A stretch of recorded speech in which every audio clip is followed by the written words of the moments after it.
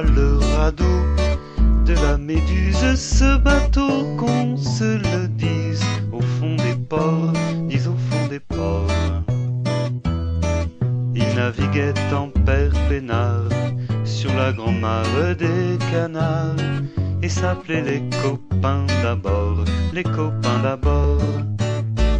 Ces fluctuac, mergiture, c'était pas de la littérature, n'en déplaise aux jeteurs de sorts, aux jeteurs de sorts.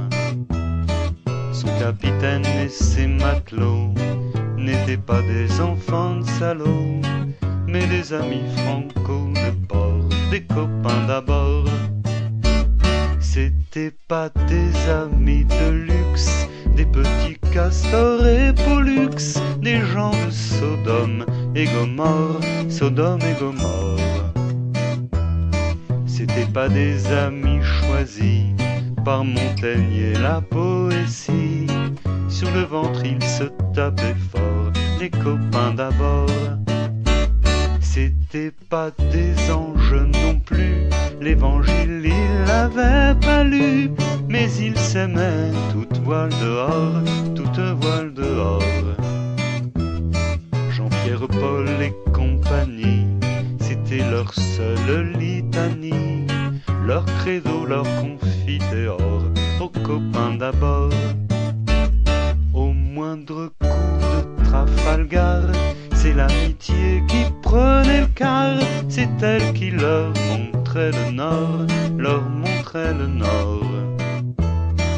Et quand ils étaient en détresse, que leurs bras lançaient des SOS, on aurait dit des sémaphores, les copains d'abord.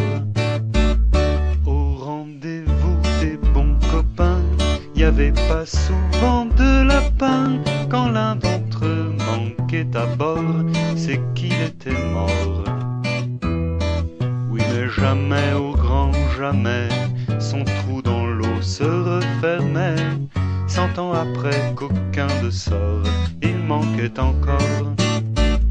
Des bateaux, j'en ai pris beaucoup, mais le seul qui ait tenu le coup, qui n'est jamais viré de bord, mais viré de bord, naviguait en père peinard sur la grand-mare des canards et s'appelait les copains d'abord, les copains d'abord.